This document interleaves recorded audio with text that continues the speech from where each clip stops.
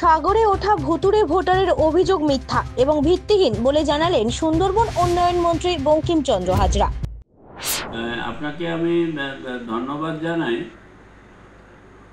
আমি কয়েকটি সংবাদ মাধ্যমে দেখলাম যে আমাদের সাগর ব্লকে 60 নম্বর বুথে 30 জন মৃত ভোটার রয়েছে। এই প্রেক্ষাপটে যে তথ্য বেরিয়েছে তা সর্বৈব মিথ্যা এবং ভিত্তিহীন।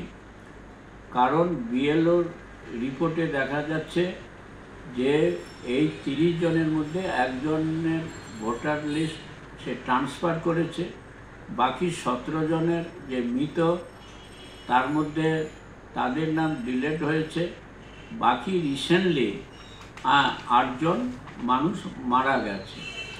এটাই হচ্ছে সঠিক তথ্য। যারা কোনো খবর রাখে না রেখে মিথ্যা অপপ্রচার করছে, আমি তীব্র ভাষায় আমি নিন্দা করছি।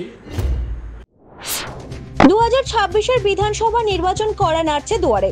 বিধানসভা নির্বাচনের আগে রাজ্যের বিভিন্ন প্রান্ত থেকে উঠে আসছে ভুতুড়ে ভোটার। গঙ্গাসাগরে রামকরচর গ্রাম পঞ্চায়েতের খান সাহেবাবাদ 60 নম্বর বুথে 30 জন ভুতুড়ে ভোটারের নাম রয়েছে বলে অভিযোগ স্থানীয় বেশ কয়েকজনের। অভিযোগ, এই ভোটার লিস্টের তালিকায় মৃত ভোটারের পাশাপাশি ভিন রাজ্যে বসবাসকারী বেশ কয়েকজন ভোটারের নাম রয়েছে। এই খবর প্রকাশিত হয়েছে বেশ কয়েকটি সংবাদ মাধ্যমে। বিরোধীদের তোলা সমস্ত অভিযোগ অস্বীকার করে রাজ্যের সুন্দরবন উন্নয়ন মন্ত্রী বঙ্কিমচন্দ্র হাজরা সম্প্রতি এই 60 নম্বর বুথে একজন ভোটার তিনি স্থানান্তরিত করেছে তার ভোটার কার্ড এবং 17 জন ভোটার তারা মারা গিয়েছে এবং সম্প্রতিকালে আরো 8 জন ভোটার মারা গিয়েছে। ইতিমধ্যেই বিএলওর পক্ষ থেকে এই 17 জন মৃত ভোটারের নাম ইতিমধ্যে বাদ দেওয়া হয়েছে। বাকি 8 জনের নাম খুব দ্রুতই বাদ দেওয়া হবে। বিরোধীদের পায়ের তলার মাটি সরে গিয়েছে তাই মিথ্যা অভিযোগ করছে।